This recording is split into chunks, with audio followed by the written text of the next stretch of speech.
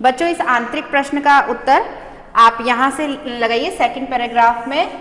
इस भीड़ में प्रधान पात्र एक अंग्रेज, आप हे को कट करके यहाँ पे था लिख लीजिए कि इस भीड़ में प्रधान पात्र एक अंग्रेज था जो नख शिक से भीगा हुआ, हे को कट करके हम वापस से यहाँ पे था लिख देंगे कि नख शिक से भीगा हुआ था। ये तीसरे आंतरिक प्रश्न का उत्तर है। और बच्चों जो अंग्रेज था वह भी लाला झाऊलाल के लिए कहता है कि ये तो एक खतरनाक पागल मालूम होता है मुझे। तो पंडित बिलवासी मिश्र जी कहते हैं कि जी अरे ये पागल नहीं, ये तो खतरनाक मुजरिम है। इस तरह से वह उस अंग्रेज को अपने विश्वास में लेने की कोशिश करते हैं। पुलिस में इस मामले की रिपोर्ट कर दीजिए जिससे यह आदमी फौरन हिरासत में ले लिया जाए। पुलिस स्टेशन है कहाँ? पास ही है, चलिए मैं बताऊं। चलिए अभी चला, आपकी इजाज़त हो तो पहले मैं इस लोटे को इस आदमी से खरीद लूं। क्यों जी, बेचोगे? मैं 50 रुपए तक इसके दाम दे सकता हूं। लाला झाऊलाल तो चुप रहे, पर साहब ने पूछा, इस रद्दी लोटे के आप 50 रुपए क्यों दे रहे हैं? आप इस लोटे को रद्दी बताते हैं? आश्चर्य, मैं तो आपको एक विज्ञ का अर्थ होता है ज्ञानी, विज्ञानी, ज्ञानी, बुद्धिमान, और सुशिक्षित यानी पढ़ा लिखा, सुशिक्षित यानी अच्छा पढ़ा लिखा आदमी समझता था। आखिर बात क्या है, कुछ बताइए भी जनाब। यह एक ऐतिहासिक यानी इतिहास से संबंधित, ऐतिहासिक यानी इतिहास से संबंधित लोटा जान पड़ता है। जान क्या पड़ता है? मुझे पूरा विश्वास है ये वह प्रसिद्ध अकबरी लोटा है जिसकी तलाश में संसार भर के म्यूजियम परेशान हैं। यह बात बच्चों जब वो दोनों के बीच में, पंडित बिलवासी और अंग्रेज के बीच में बात होती रहती है, तो वो कहता है कि चलिए अपन पुलिस में रिपोर्ट करवा देते हैं। अंग्रेज भी उनसे पूछता है कि हाँ मैं आपके साथ चलने के लिए तैयार हूँ। लेकिन तभी पंडित बिलवासी जी कहते हैं कि चलने से पहले मैं एक काम करता हूँ कि मैं इनसे ये लोटा खरीद लेता हूँ। तो अंग्रेज पूछता है कि आप इनसे ये लोटा क्यों खरीदना चाहते हैं? तो वो कहता है क्योंकि उसके लिए तो एक तरह से बिल्कुल बेकार सा था, रद्दी यानी बिल्कुल बेकार सा था वो लोटा। तो पंडित बिलवासी जी उसको अपने विश्वास में लेते हुए कहते हैं कि भाई आप इस लोटे की कीमत नहीं पहचानते, ये तो बहुत कीमती है। क्योंकि अंग्रेज भी उसको कहता है कि जब वो अंग्रेज बोलता है ना कि मैं तो इसको रद्दी समझता हूँ, तो बिलवासी जी कहते हैं कि नहीं आप इसको ऐसे मत बोलिए, क्योंकि मैं तो आपको एक समझदार और पढ़ा लिखा इंसान समझता हूँ। और ये जो लोटा है ना, ये इतिहास से संबंधित लोटा है, यानी कि ये जो अकबर बादशाह थे ना, मुगल बादशाह, ये तो उनका लोटा है और इसकी तलाश तो दुनिया भर के जो म्यूजियम है उनको है, ताकि वो अपने म्यूजियम में इसको रख सके। इस तरह से वो अंग्रेज को सारी बात बताते हैं और ऐसा वो इसलिए कर रहे थे ताकि अंग्रेज उनकी बातों में आकर ये समझ ले कि जो पंडित बिलवासी जी वो लाला झाऊलाल को बिल्कुल नहीं जानते हैं। और इसके पीछे बिलवासी जी का क्या उद्देश्य था ये हम आगे की कहानी से जानेंगे।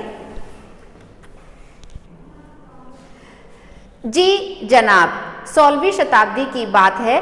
बादशाह हुमायूं शेरशाह से हार कर भागा था और सिंध के रेगिस्तान में मारा मारा फिर रहा था। एक अवसर पर प्यास से उसकी जान निकल रही थी। उस समय एक ब्राह्मण ने इसी लोटे से पानी पिलाकर उसकी जान बचाई थी। बच्चों जो बिलवासी जी है वो उस अंग्रेज को पूरी कहानी बताने लगते हैं कि किस प्रकार से जो ये लोटा है वो ऐतिहासिक यानी इतिहास से संबंधित है। तो बताते हैं कि ये जो बात है ये बहुत पुरानी है, 16वीं शताब्दी की और तब की है जब बादशाह हुमायूं कौन थे? ये अकबर के पिता थे। तो एक बार जब वो शेरशाह सूरी से हार कर भागे थे तो कहीं जाके छिप गए थे, उन्हें बहुत प्यास लग रही थी, तभी किसी ब्राह्मण ने उन्हें इसी लोटे से पानी पिलाया था। हुमायूं के बाद अकबर ने उस ब्राह्मण का पता लगाकर उससे इस लोटे को ले लिया और इसके बदले में उसे इसी प्रकार के 10 सोने के लोटे प्रदान किए। और वो बताते हैं कि हुमायूं के मरने के बाद में जब अकबर को इस बात का पता चला तो उन्होंने उस ब्राह्मण का पता लगवाया और उस ब्राह्मण को 10 सोने के लोटे देकर उनसे ये लोटा ले लिया। यह लोटा सम्राट अकबर को बहुत प्यारा था, इसी से इसका नाम अकबरी लोटा पड़ा। तो बच्चों आपको पता चल गया होगा कि इस कहानी का नाम अकबरी लोटा क्यों रखा गया है, क्योंकि ये सारी कहानी जो थी, जितना भी ये व्यंग्य यहाँ पर बनाया, जो व्यंग्यपूर्ण जो बात यहाँ पर जो बनी है वो किसके कारण बनी है? इस लोटे के कारण ही बनी है। और वह लोटा वो क्या बताते हैं कि लोटा कितना पुराना है, तो इतिहास में अकबर के जमाने से है और अकबर का ये लोटा है, इसीलिए इस लोटे का नाम भी अकबरी लोटा रखा गया है। वह बराबर इसी से वजू करता था। वजू का अर्थ होता है बच्चों कि जब नमाज पढ़ने से पहले जो मुस्लिम संप्रदाय के जो लोग होते हैं वो नमाज अदा करने से पहले अपने हाथ पैर धोते हैं, उसे हम कहते हैं वजू।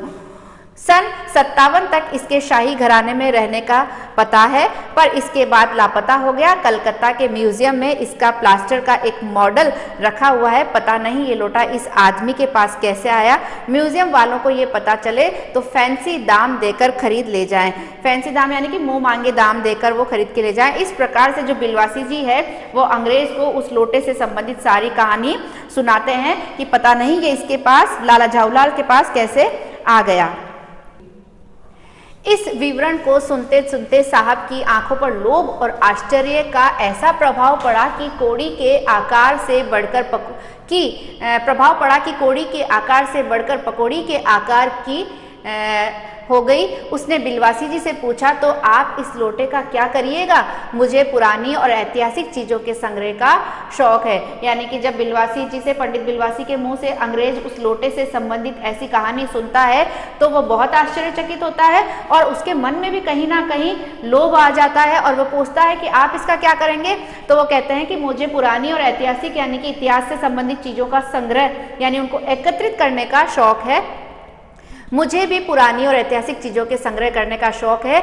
जिस समय ये लोटा मेरे ऊपर गिरा था उस समय मैं यही कर रहा था। उस दुकान से पीतल की कुछ पुरानी मूर्तियां खरीद रहा था। यानी कि अंग्रेज को भी पुरानी चीज़ों से लगाव था और वह भारत में जब आया तो वह ऐसी चीज़ों की तलाश में ही यहाँ पर था। जो कुछ हो लोटा मैं ही खरीदूंगा। वाह, आप कैसे खरीदेंगे? मैं खरीदूंगा, ये मेरा हक है। हक है, ज़रूर हक है। ये बताइए कि उस लोटे के पानी से आपने स्नान किया या मैंने? यानी कि अब दोनों के बीच में बहस होने लग जाती है कि लोटा कौन खरीदेगा। तो अंग्रेज कहता है कि इस लोटे के पानी से स्नान किसने किया? यानी कि जब लोटा ऊपर से गिरा था तो उसका पानी किसके ऊपर गिरा था? अंग्रेज के ऊपर। तो बिलवासी जी भी उनको यही कहते हैं कि भाई आपके ऊपर गिरा। वह आपके पैर पे गिरा या मेरे? आपके अंगूठा उसने आपका बुड़ता किया या मेरा? आपका। इसलिए उसे खरीदने का हक मेरा है। तो जो दोनों के बीच में बहस होती है, अंग्रेज उनसे कहता है कि इसका पानी मेरे ऊपर गिरा, ये मेरे पैर के ऊपर गिरा, इसने मेरे अंगूठे को कुचल के रख दिया। और इस बात से जो बिलवासी जी हैं वो भी पूरी तरह से सहमति जताते हैं कि हाँ, जो कुछ भी हुआ वो सब कुछ आपके साथ ही हुआ है। और तो इस प्रकार से दोनों के बीच में बहस चलती रहती है। यह सब बकवास है, दाम लगाइए, जो अधिक दे वह ले जाए। यही सही, आप इसका 50 रुपया लगा रहे थे। मैं 100 देता हूँ, मैं 150 देता हूँ, मैं 150 देता हूँ, मैं 200 देता हूँ, अजी मैं 250 देता हूँ। यह कहकर बिलवासी जी ने 250 के नोट लाला झाऊलाल के आगे फेंक दिए। साहब को भी ताव आ गया। उसने कहा, आप 250 देते हैं तो मैं 500 देता हूँ, अब चलिए। बिलवासी जी अफसोस के साथ अपने रुपए उठाने लगे, मानो अपनी आशाओं की लाश उठा रहे हों। साहब की ओर देखकर उन्होंने कहा, लोटा आपका हुआ, ले जाइए, मेरे पास 250 रुपये से अधिक नहीं है। तो बच्चों, इस तरह से अंग्रेज और बिलवासी जी जो है वो उस लोटे की कीमत लगाने लगते हैं कि जो सबसे अधिक कीमत देगा लोटा उसी का हो जाएगा। और इस तरह से पहले 50, फिर 100 और फिर अंत में 250 पे आते हैं, क्योंकि बिलवासी जी के पास 250 ही थे। और 250 रुपये जब वहाँ डाल देते हैं तो अंग्रेज सीधा 500 का नोट वहां डाल देता है। और बिलवासी जी कहते हैं कि मेरे पास 500 रुपये तो नहीं है, चलिए ये लोटा आप ही ले लीजिए, क्योंकि मैं इससे अधिक नहीं दे सकता। और जैसे ही अंग्रेज को 500 रुपये में वो लोटा प्राप्त हुआ तो उसके चेहरे पर खुशी की लहर दौड़ गई। बच्चों, प्रसन्नता की कूंची का अर्थ है चेहरे पर प्रसन्नता के रंग बिखर जाना। यानी कि उनको बहुत प्रसन्नता हुई और अब वह ये सोचने लगा कि जब मैं अपने देश जाऊंगा तो उनके पड़ोस में कोई मेजर डगलस रहते थे जो बहुत डींगे यानी कि बड़ा चढ़ा के बातें किया करते थे कि देखो मेरे पास ये ऐतिहासिक चीज़ है, मेरे पास ये चीज़ है। तो अब उनको लग रहा था कि जब वो भी अपने देश जाएंगे तो वह भी मेजर डगलस को बताएंगे कि देखो मैं भी भारत गया था और भारत से इतनी ऐतिहासिक 16वीं शताब्दी की जो ऐतिहासिक वस्तु है जो अकबर की है वो मैं लेकर आया हूं। इस तरह से वो अपने मन में सोचकर बहुत खुश हो रहे थे, क्योंकि मेजर डगलस जो थे वो उसके पड़ोसी थे और उनको भी पुरानी चीज़ों का संग्रह करने का शौक था। और वो उन्होंने उनको बताया था कि एक बार जब वे हिंदुस्तान गए थे तो वहाँ से वो जहांगीरी अंडा लेकर आए थे और वो सारी उनको कहानी बताते हैं कि किस प्रकार से उनको जहांगीरी अंडा मिला था। तो जो जहांगीर था, जो मुगल बादशाह जहांगीर था, वो उसकी जो पत्नी थी नूरजहां, उसने जहांगीर जो था वो उसने कबूतर पाल रखे थे। एक बार जो नूरजहां होती है वो कबूतर उड़ा देती है, तो वो बोलता है कि तुमने कबूतर कैसे उड़ाया, तो दूसरा कबूतर भी उड़ाकर दिखा देती है। और उसी कबूतर ने जब कुछ अंडे दिए थे तो उसमें से जो एक अंडा था वो जहांगीर जो है वो उसको अपने पास संभाल कर रखता है। तो जब मेजर डगलस भारत आते हैं तो उस जहांगीरी अंडे को खरीदकर अपने साथ ले जाते हैं। इस प्रकार से ये सारी जो चीज़ें थी, ये व्यंग्य से परिपूर्ण सारी बातें वहाँ पर चल रही थी। जो वो जो अंग्रेज था वो अपने मन में ये सारी चीज़ें सोच रहा था कि अब मैं भी मेजर डगलस को जाकर ये लोटा दिखाऊंगा। और जो अंग्रेज साहब था वो पंडित झाऊलाल जी को 500 रुपये देकर वो लोटा लेकर चला जाता है। और जब लाला झाऊलाल को 500 रुपये मिलते हैं तो वह प्रसन्नता, बहुत अधिक प्रसन्न होते हैं। और 7 दिन के अंदर उनके बहुत उदास रहने के कारण उनके चेहरे पर जो दाढ़ी थी वो बहुत बढ़ गई थी। और आज प्रसन्नता से ऐसा लग रहा था कि उस दाढ़ी का एक एक बाल जैसे कि प्रसन्नता से लहरा रहा हो। अंग्रेज के जाने के बाद में पंडित झाऊलाल, जो लाला झाऊलाल होते हैं, वो पंडित बिलवासी से पूछते हैं कि आपके पास तो 250 रुपये थे ही नहीं, फिर आपने कैसे प्रबंध किया। तो बिलवासी जी कहते हैं कि इस भेद को मेरे सिवाय मेरा ईश्वर ही जानता है, आप उसी से पूछ लीजिए, मैं नहीं बताऊंगा।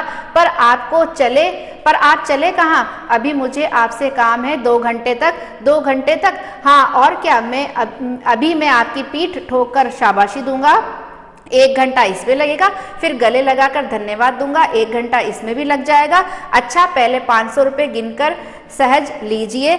रुपया अगर आप अपना हो तो उसे सहजना एक ऐसा सुखद मनमोहक कार्य है कि मनुष्य उस समय सहज में ही तन्मयता प्राप्त कर लेता है। लाला झाऊलाल ने अपना कार्य समाप्त करके ऊपर देखा, पर बिलवासी जी इस बीच अंतर्ध्यान हो गए थे, यानी कि गायब हो गए थे, चले गए थे। तो इस प्रकार से बच्चों, जब बिलवासी जी और लाला झाऊलाल के बीच में बात होती है तो झाऊलाल पूछते हैं कि आपने ये पैसे का प्रबंध कहाँ से किया। तो कहते हैं कि इसे तो मेरा ईश्वर ही जानता है। और दोनों के बीच में कई सारी बातें होती है हंसी मजाक की। और लाला झाऊलाल उन्हें रुकने के लिए कहते हैं, लेकिन बिलवासी जी वहां से चले जाते हैं। और उस दिन रात्रि में बिलवासी जी को देर तक नींद नहीं आई। वे चादर लपेटे चारपाई पर पड़े रहे। 1 बजे वे उठे। बहुत धीरे से अपनी सोई हुई पत्नी के गले से उन्होंने सोने की वह सीकड़ी निकाली। सीकड़ी यानी सोने की चेन, सीकड़ी यानी चेन निकाली, जिसमें एक ताली यानी चाबी बंधी हुई थी। फिर उसके कमरे में जाकर उन्होंने उस ताली से सिंदूक खोला। उसमें 250 रुपये के नोट ज्यों के त्यों रखकर उन्होंने उसे बंद कर दिया। बच्चों, जब बिलवासी जी अपने घर गए तो उन्हें बहुत देर तक नींद नहीं आई। रात को 1 बजे वे उठे और अपनी पत्नी के कमरे में गए और अपनी पत्नी के गले से उन्होंने सोने की चेन निकाली जिसमें एक चाबी लगी हुई थी। उस चाबी से उन्होंने एक संदूक खोला और उसमें 250 रुपये रख दिए। फिर दबे पांव लौटकर ताली को उन्होंने पूर्ववत अपनी पत्नी के गले में डाल दिया। इसके बाद उन्होंने हंसकर अंगड़ाई ली। दूसरे दिन सुबह 8 बजे तक चैन की नींद सोए और उन्होंने 250 रुपये संदूक में रखकर उसको वापस बंद करके बिल्कुल पूर्ववत जैसे पहले वो पत्नी के गले में थी ना चेन, चुपचाप से वो पत्नी के पास गए और उन्होंने चेन जो है वापस पत्नी के गले में डाल दी। और जब उनका ये सारा काम हो गया तब उन्होंने बहुत आराम से चैन की नींद सोई और अगले दिन वो सुबह 8 बजे तक सोते रहे। क्योंकि होता है ना कि जब हमें बहुत चिंता होती है तो हमें नींद भी नहीं आती है। तो बिलवासी जी के मन में भी एक चिंता थी कि 250 रुपये का प्रबंध कैसे होगा। जब प्रबंध हो गया और पत्नी को भी उन्होंने वापस से 250 रुपये लौटा दिए, यानी कि संदूक में जहाँ के तहाँ रख दिए, तो अब उन्होंने सुकून की चैन की सांस ली और उनको नींद भी बहुत अच्छी आई। तो अगले दिन वो बहुत देर तक सोए रहे। बच्चों, आई होप आपको ये कहानी बहुत अच्छी लगी होगी। व्यंग्य से परिपूर्ण ये कहानी थी और अन्नपूर्णानंद वर्मा जी ने इसको बहुत ही रोचक तरीके से प्रस्तुत किया है। आप घर पे एक बार फिर से इस पाठ को पढ़ें। घर में रहें, सुरक्षित रहें। धन्यवाद।